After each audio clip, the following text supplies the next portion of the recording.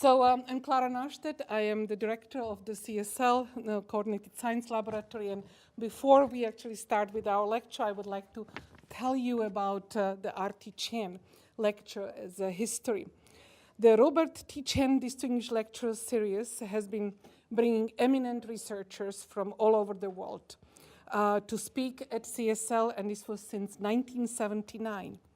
So it is just one of the lasting legacy of the former CSL director who started this lecture series. Robert T. Chien was CSL director from 1973 to 1983, a time when the laboratory emerged as a leader in semiconductor materials and devices. During this period, CSL became one of the first university laboratories to begin research in molecular beam, epitaxial, and metal organic chemical vapor deposition, valuable new processes for growing semiconductor crystals. Chien also showed long-range vision in his research. With Franco Preparata, many of you might know him, and Gernot Metze, he published the seminal paper on system-level diagnosis, the rules by which one machine can diagnose another. Their model, known as the PMC model, had a major influence on the development of fault-tolerant computing. After Dr. Chien's death in 1983, the CSL Distinguished Lecture Series was renamed to Robert T. Chien Distinguished Lecture Series in his honor.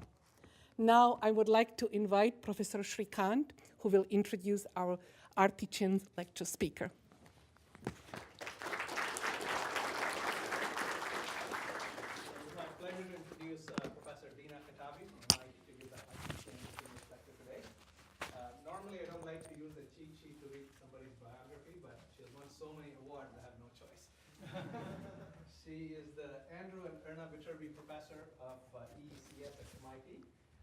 She is famous for her work on wireless networking systems and lately to applying them to healthcare applications. She has won many awards. She won the ACM Grace Murray Hopper Award, the SIGCOMM Test of Time Award, the Faculty Research Innovation Award by the NBX Career Development Chair. And her students have been extraordinarily successful. Two of our students won the ACM Doctoral Dissertation Prize, and we got one of them here. She has been recognized, her work has been recognized with the IEEE William Bennett Prize, 3 ACM SIGCOMM Best Paper Awards, and NSDI Best Paper Award, TR10 Award. Several startups have spun out of Dina's lab, including PC Charging and Emerald. She's a member of the National Academy of Engineering. She's a winner of the MacArthur Genius Prize. And recently, she won the ACM Prize in Computing. Her prize of money in all these awards is so large, I told her I'm going to start applying for grants to her.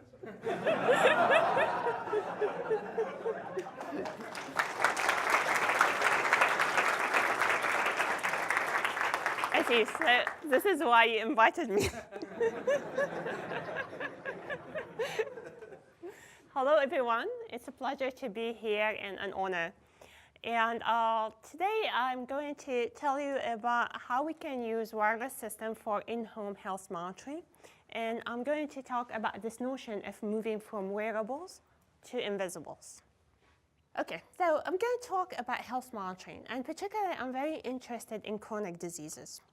So the reason why chronic diseases are interesting, I mean, chronic diseases, of course, things like congestive heart disease, pulmonary diseases like COPD, even things like depression, Alzheimer, Parkinson, because many of these problems that happen with chronic diseases, they are actually start much early. They are cumulative. So it's not like it happens overnight.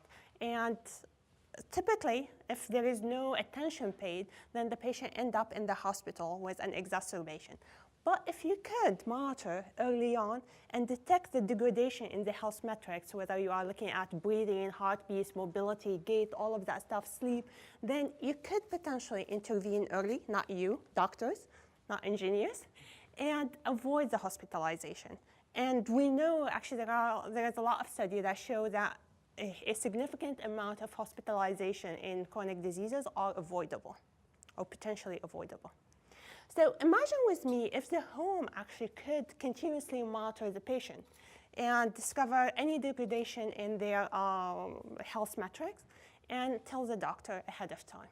So that would avoid a lot of hospitalization, would decrease the cost of healthcare dramatically, and of course will improve the outcome for the patient.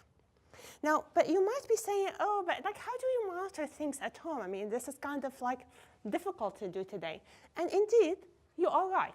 If you want to monitor today breathing or heartbeats, you need a chest band on the person's body or a nasal probe. If you want to also monitor heartbeats, you have to add wristband and pulse oximeter. If you want to monitor things like falls, which are like huge problem for the elderly, then you have to ask the person to wear a pendant and push a button when they fall. And that's really difficult. And if you want to monitor diseases like Parkinson and multiple sclerosis, then you have to ask the person to wear all of these accelerometers on their legs.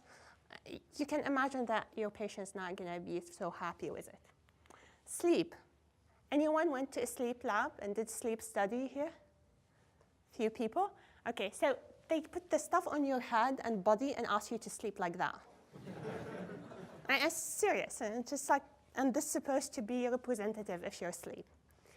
And there are many things that we don't know how to monitor today. So, for example, depression or things that are related to activities and whether kitchen or toileting activities. So you ask the patient to write a diary. And you can imagine that people forget. This is very subjective and hard to follow. So all of this is obtrusive and cumbersome. And particularly remember that we're talking about chronic disease patients. These are older people, not technology savvy like you guys. So what if someone comes and tells you that we can monitor all of these things for you and many more things without asking the patient to put any sensors on her body or to change her behavior in any way? This is exactly the topic of the research in my group for the past few years. So basically what we have worked on and we developed is a wireless box. You can think about it as it's like a Wi-Fi-like. It's not a Wi-Fi box, but it's a Wi-Fi-like box that sits in the background of the home.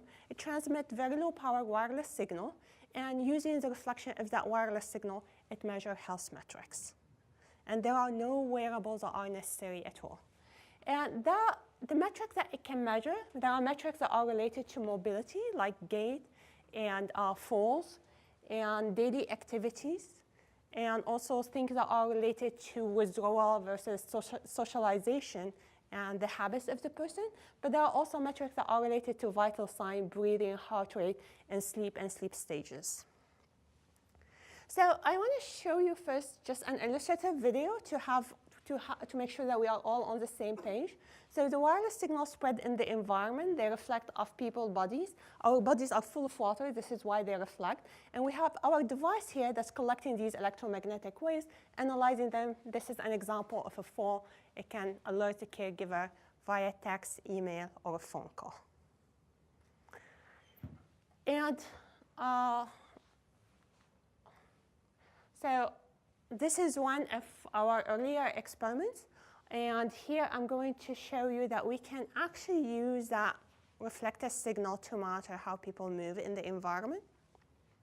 So the device, this person is standing in an office at MIT. The device is not even in the same office. It's behind the wall monitoring this person.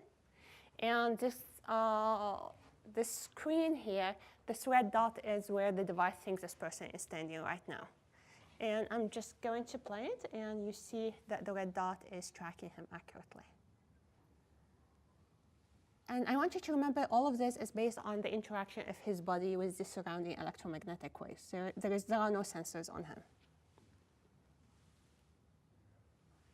So the accuracy is about 10 to 15 centimeter in terms of putting him on the map. And if he falls, it actually also tracks him. And what you see here is his elevation going to the floor level and a detection of a fall event. Because the previous video showed you that red dot in the XY plane, but actually it is a red dot in 3D plane, and this is a fall. So I want to step back before telling you about all of the other things that we can do with this wireless signal. I want to start by telling you at a very high level how we do it. And I recognize that you guys have probably broad backgrounds, so I'm going to talk at high level, but ask me for details if you are interested. OK, so at a very high level, the idea is simple. Actually, you transmit a wireless signal. We know wireless signal can traverse walls. And as I said, they reflect off the human body because our bodies are full of water, and some of these reflections come back. And now if you want to track this person, I mean, we know this very simple equation. Distance is equal to reflection time multiplied by the speed of light. So we all know the speed of light. So if we can compute the reflection time, we are golden.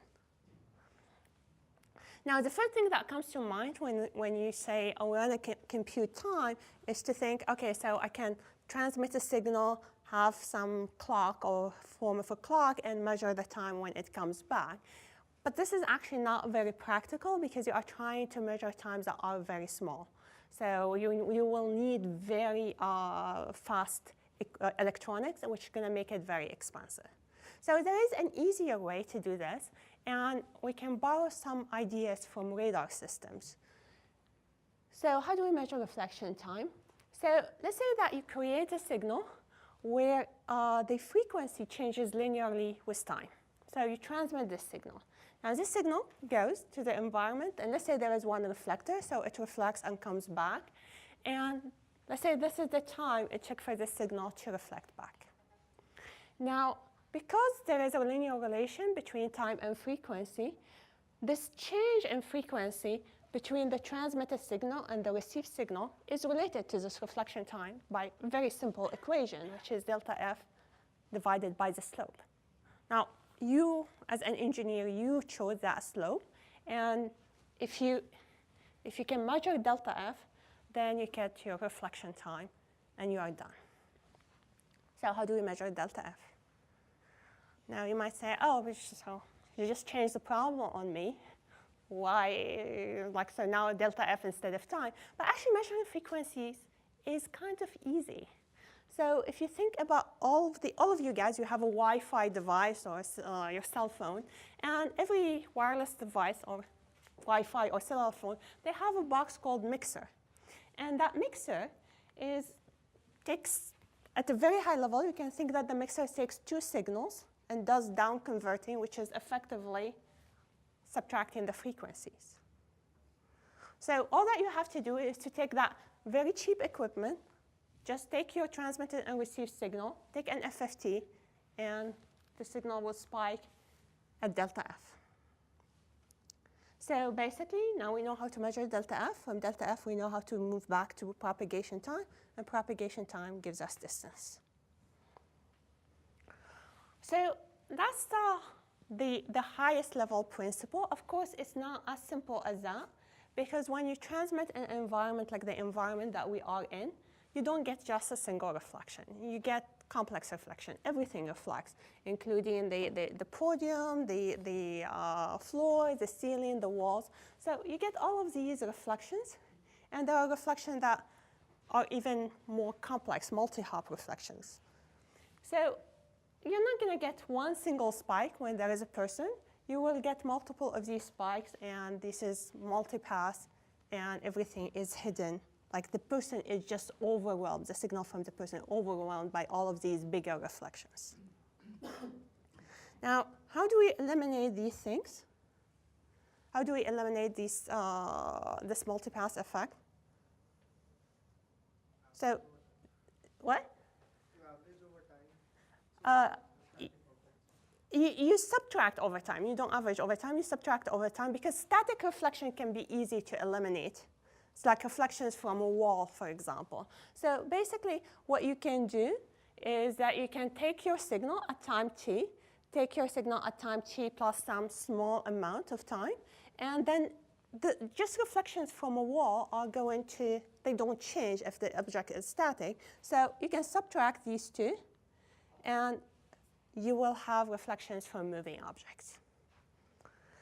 So at this level, so this is reflection from moving objects. So at this level, I'm really abstracting, and I'm hiding some of the details because it's not that simple, because you get some reflections that are secondary reflection. So what if the signal reflects off a static object, then off me, and then again off you, and you can get all of that complex environment. So we have solution for that, but I want to move a bit to build up on this problem. So at this stage, let's just say that we ignore these secondary reflection. Maybe they are not as strong, and we have our person. Now what happens when the person stops moving? It becomes static. What's going to happen? It's going to disappear, because this is how we eliminated static objects in the first place. OK, so let's go back and see actual signal. So this is distance, and this is as a function of time. And what we see is a person. He's moving further away from the device, moving back towards the device, and then moving away. And then he stops moving, and then he moves again. So this is the time when he was walking. This is when he stopped moving. And this is when he started walking again. So of course, the person did not disappear from the environment. So it's only disappeared from your monitoring system.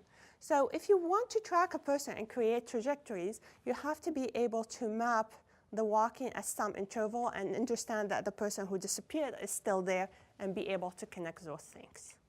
So this example seems very easy, because it's just like the person disappeared, appeared again. And so, but what if you start having more complex environment? Let's say that there are two people, for example.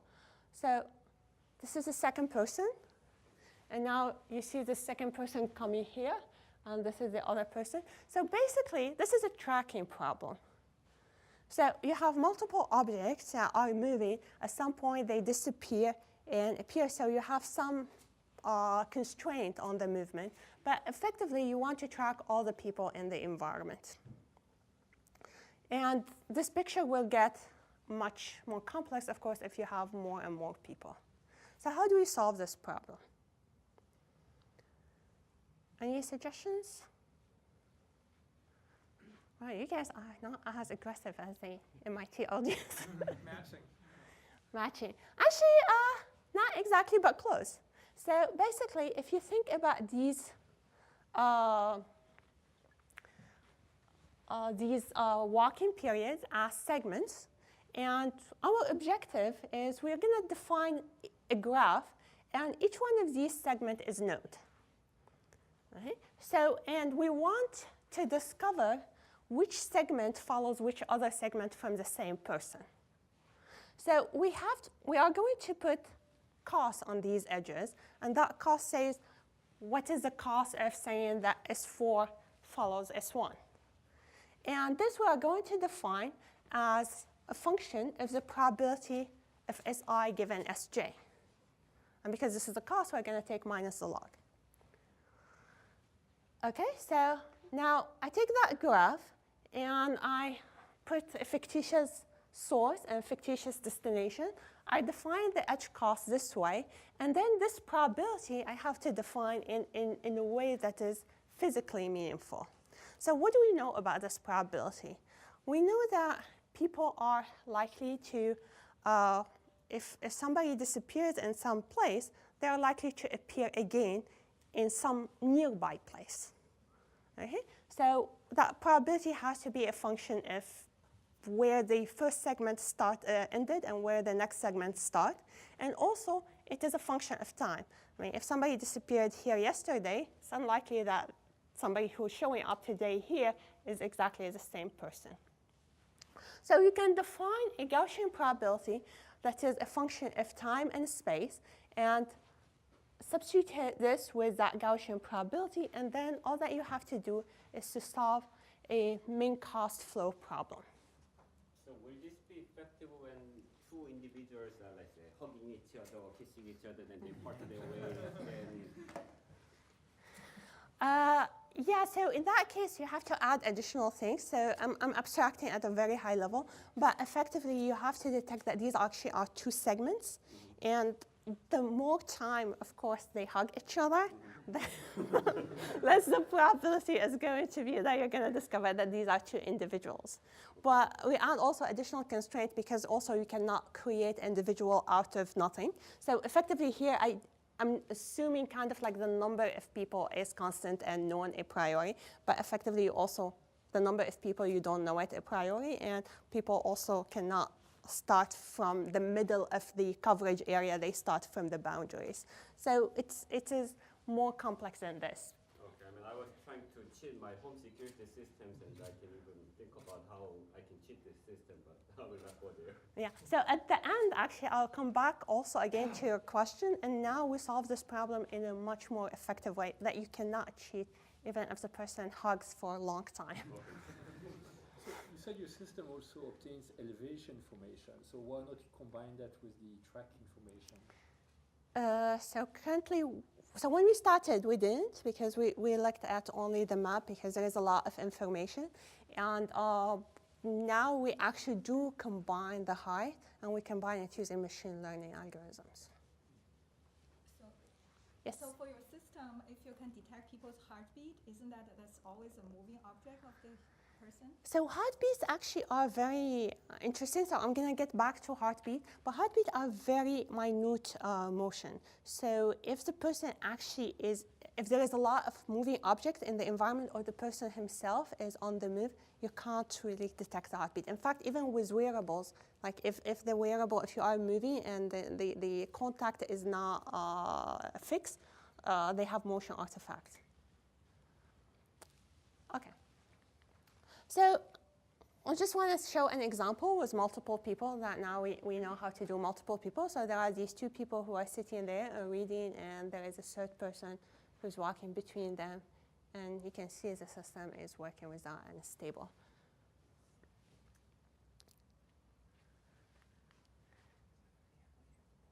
Okay. So now I showed you that we can monitor this person moving.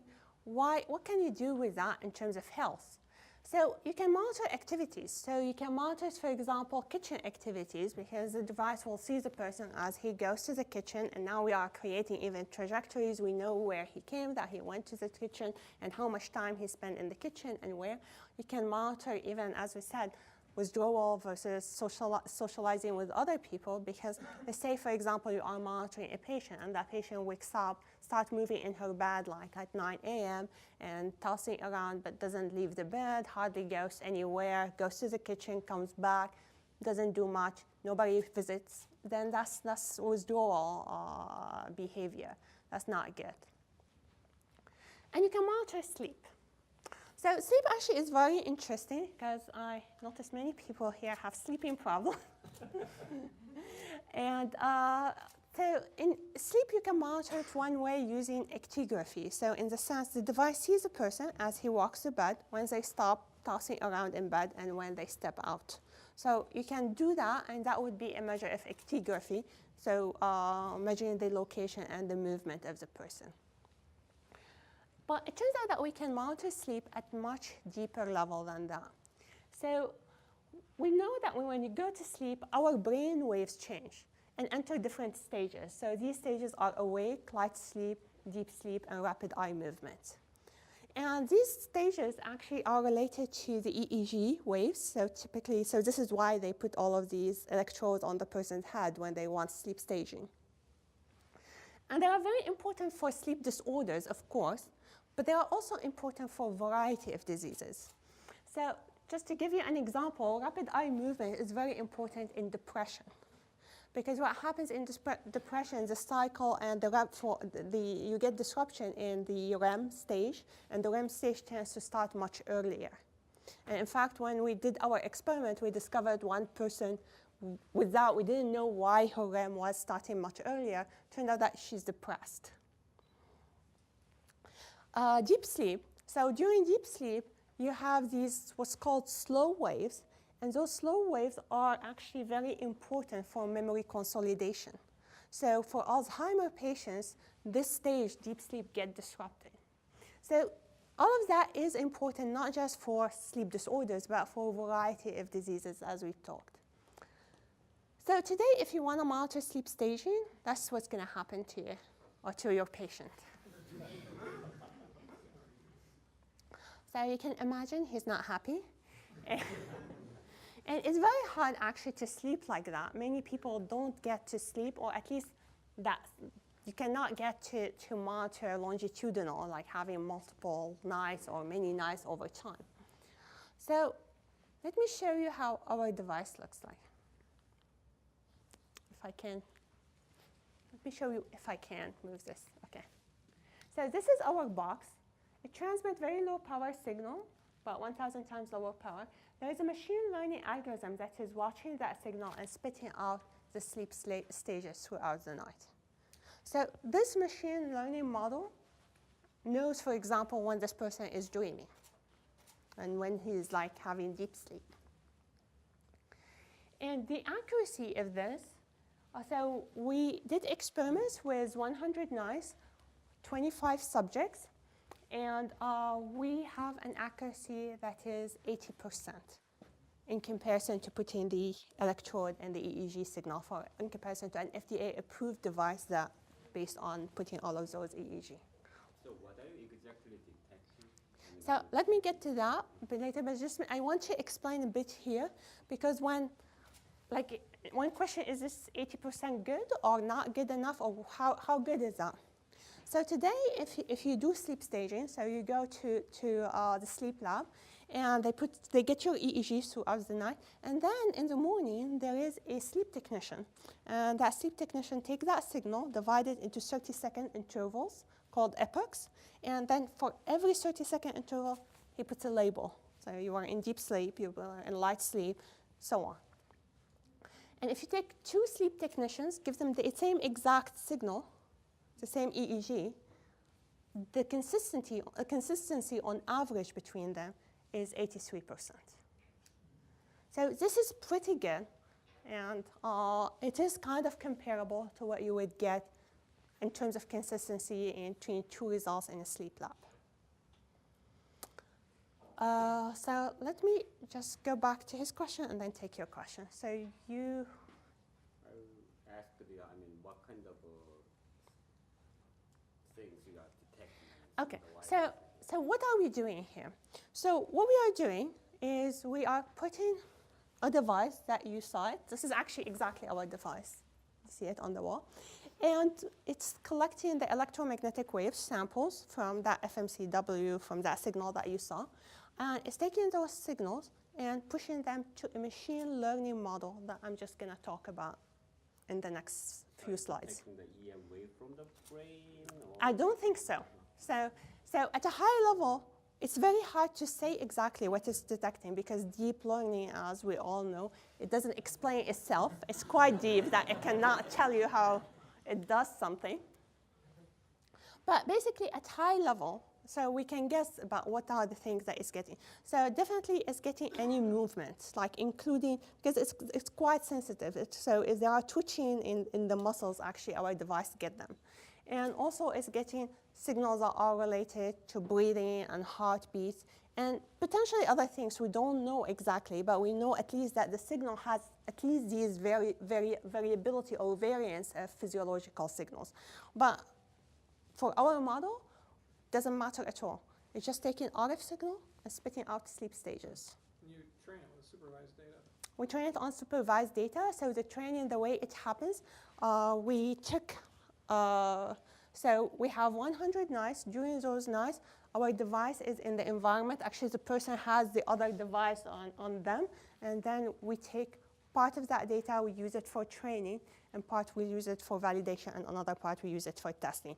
Now, the thing that I want to emphasize, and actually is very important, we test on completely new subject that the device did not see before, and in completely new environment. So every single subject, every one of those 25 guys, or guys and women, they actually had the experiment done in their own bedroom, in their own home.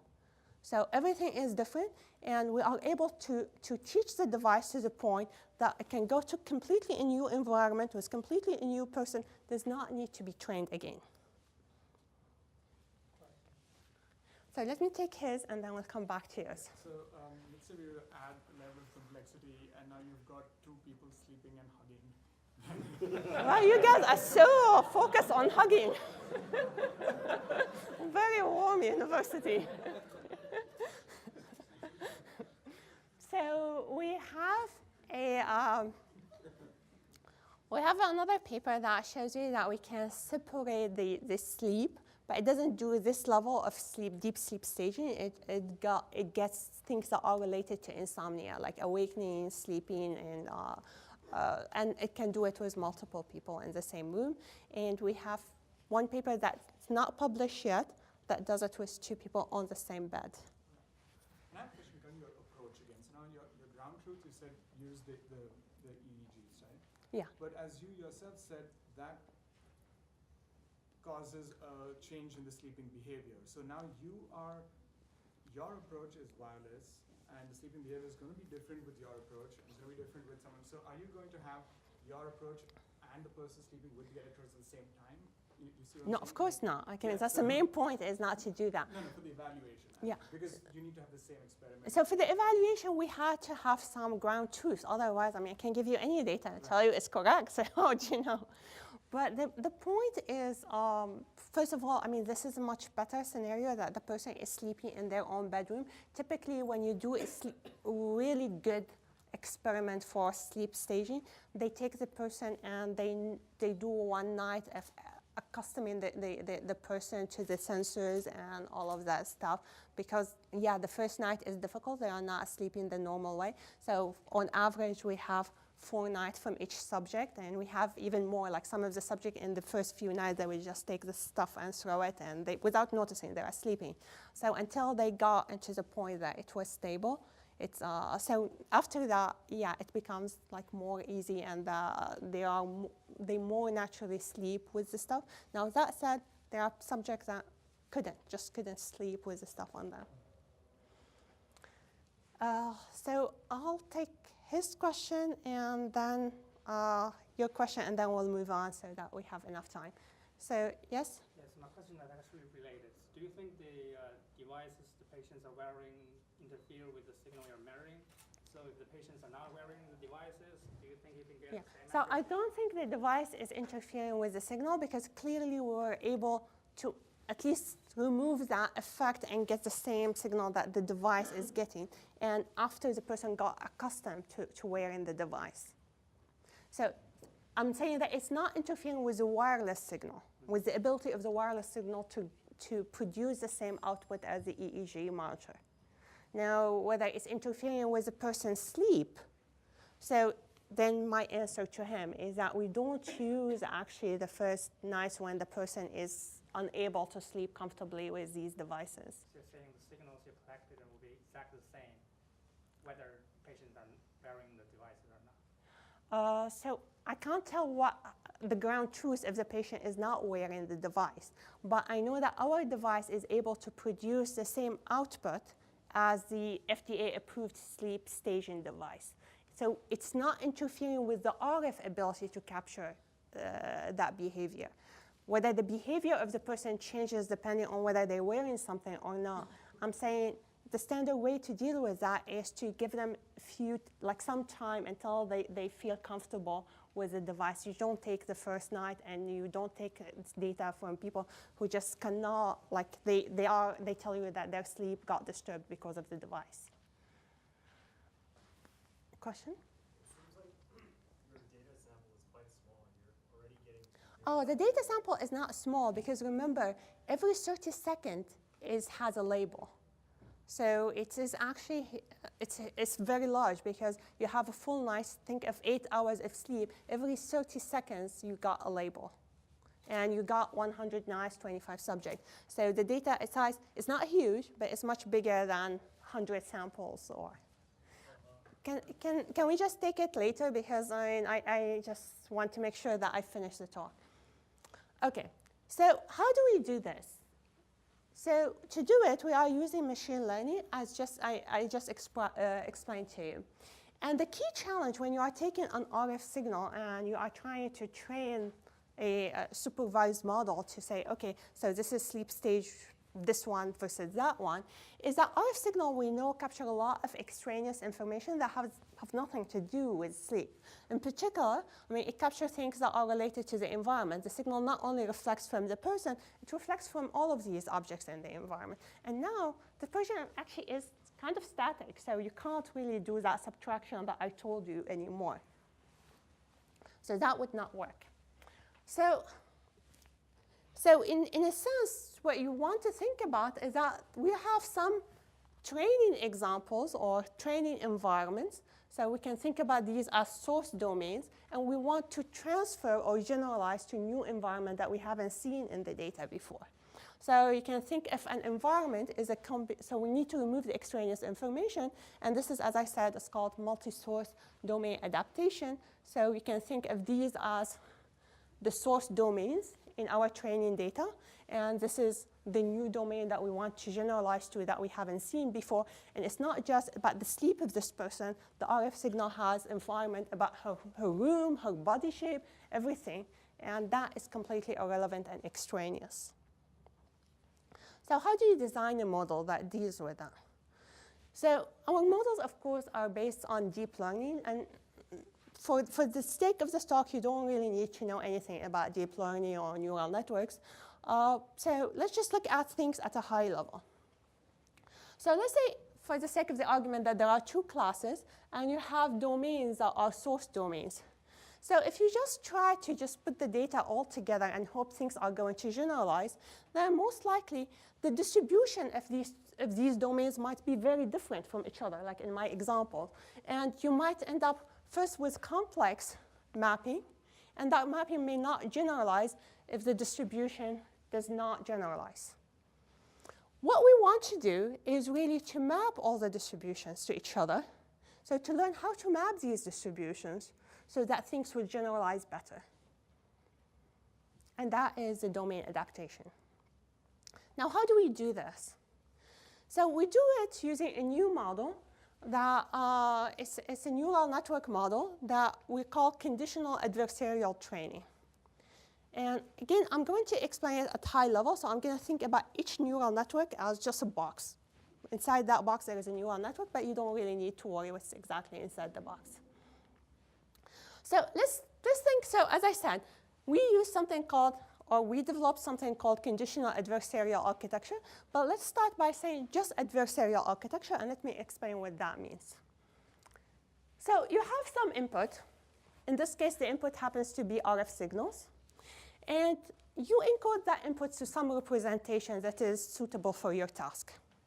So your task here is a predictive task, which is predicting sleep staging, but could be any predictive task at this level. It doesn't really matter.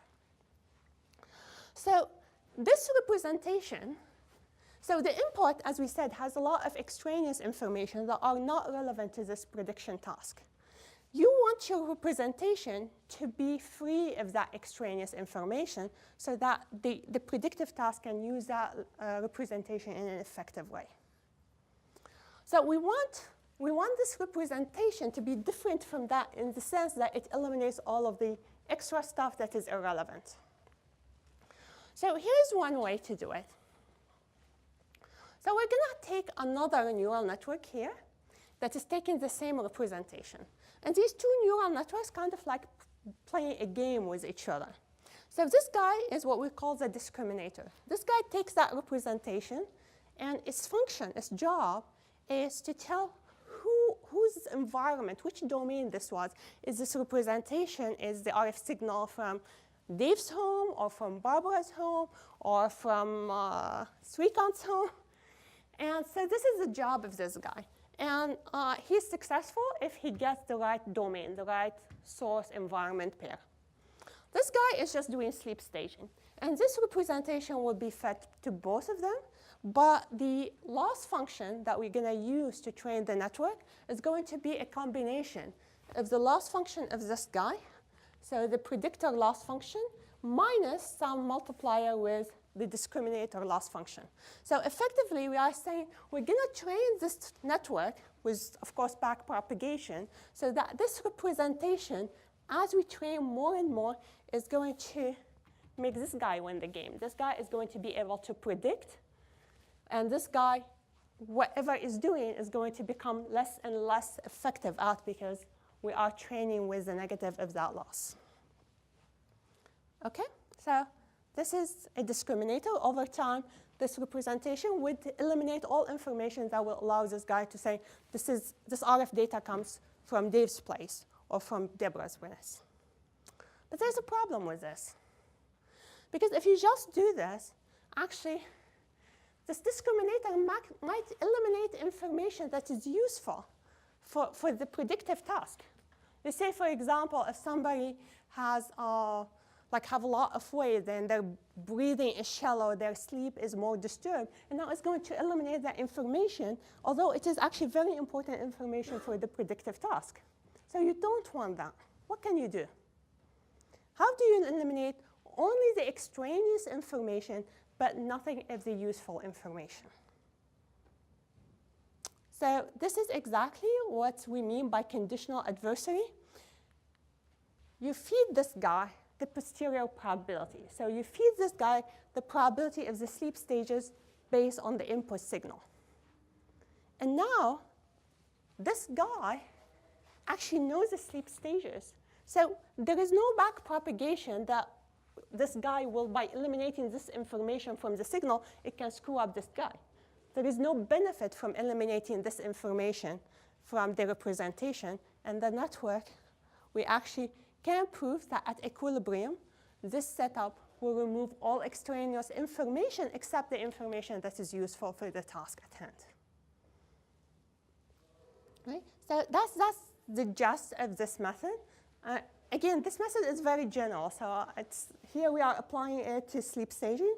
But actually, it is a general thing about RF signal that they have extraneous information. It's a general thing, not just about RF signal, could be used in any other context. How do you get the PY? So you cannot get the exact posterior probability. You can feed the predicted.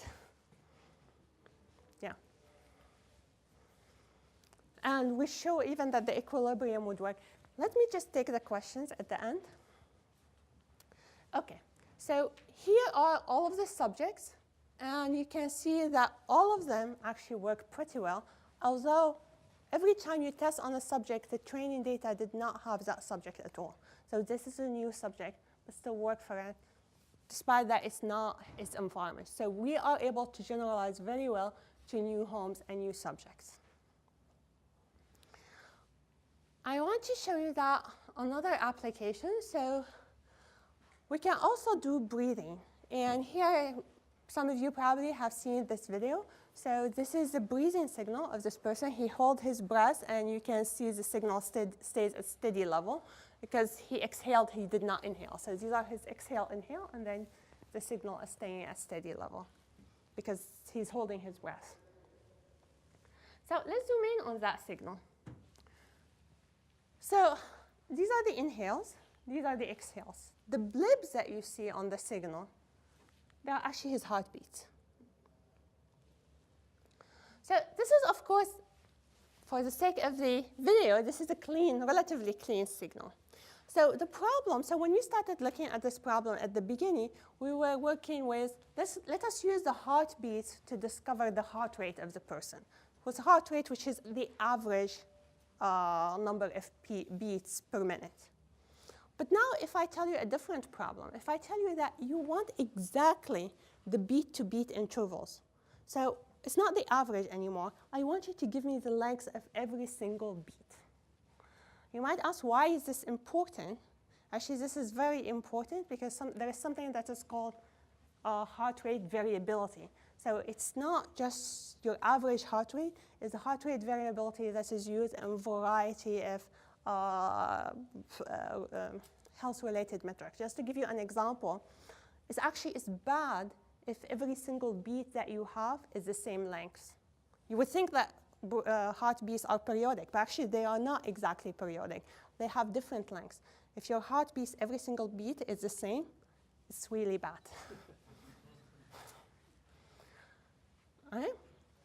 not to mention that if you are looking for arrhythmia, for all of that stuff, you need to know the size of each beat.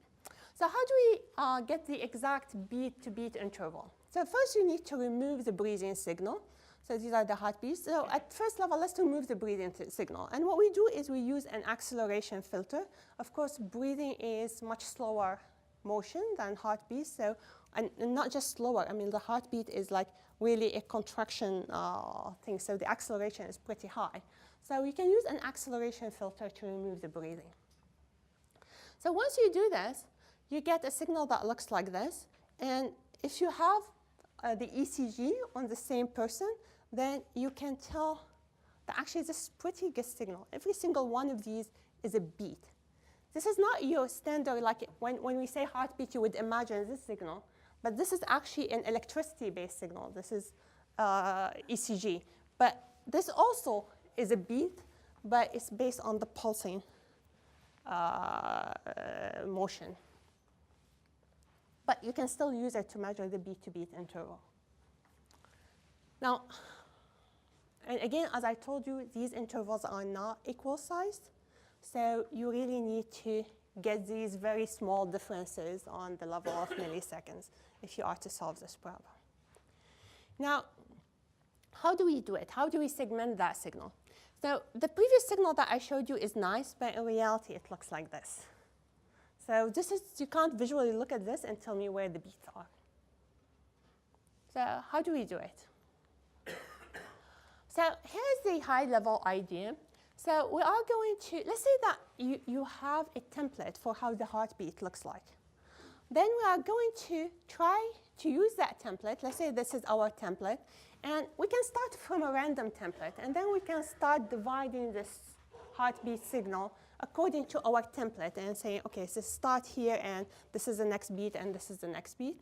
And based on that division, then we can compute a new template. So now you have divided things as to what you think are heartbeats. Now you can compute the optimal template for this division. And you can, based on that, you can compute the segmentation again, and you can keep iterating on this. Eventually, you will get a heartbeat that is correct, and you get a segmentation that is accurate. Now, this is the gist of the algorithm. But of course, we said the heartbeats are not equal, so you have to take into account when you define things to account for warping in the shape of that beat, because not every beat is the same length. OK, so we can formalize this problem as follows. So this is a joint optimization over segmentation and templates. And the augmentation, the optimization is we want the, you can think of it as a combination of two optimization. For the first one, you fix the template and you optimize the segmentation. And for the second one, you fix the segmentation and optimize the template. When you study these problems, you will discover that this one can be solved with dynamic programming. This is a weight least square, so you can solve both problems. And let me show you what we get. We get a slide that doesn't work. OK, yeah. So here's an example that we said is not great. And let's see the iteration. The first iteration, we can start from like the most stupid template ever, straight line. And this is the segmentation that you get. Now, second iteration, this is what you get. After 7 iterations, this is what you get. And actually, this is very accurate representation of the original beat-to-beat interval. So let me show you high-level, like one result that is cumulative. So this is the result from 30 subjects for about 130,000 heartbeats. And we compare the ground truth to ECG. And as this is a CDF, and what you can see here is that the mean error that we have in the beat length is 0.4%, and the 90th percentile is 0.8%. Pretty small, couple of milliseconds. So this gets me pretty close to the end of the talk. We use this method to discover people's emotions. So not only to discover the actual size of the beat, but also to say, based on that, by analyzing heart rate variabilities and variety of metrics, we can tell whether somebody is happy or sad, even if it doesn't show on their face. There's so much to do, so many things that we can discover. I'm particularly very excited about using RF as a sensing modality because it allows us to sense things without any contact with the person, completely, like imagining like removing the wearables and it's the environment, it's the invisible that are going to get that sensing. Not only this, I want really to encourage people who are working on that domain to try to use deep learning and machine learning stuff. I think we are very well positioned because we have so much data that comes, whether from RF or if you are doing mobile computing and stuff like that, there is a huge amount of data, and you are trying to extract semantics from that data. So machine learning is something that can work very well on that environment, large amount of data, trying to extract semantics. What I keep telling my students is that actually if you look at successes in vision systems, in NLP, it was by taking the domain and understanding of the domain and developing machine learning tools. I mean, in the beginning, maybe you would use the existing tool, but really, as you saw here, there are differences with the RF signal. There are differences about the domain.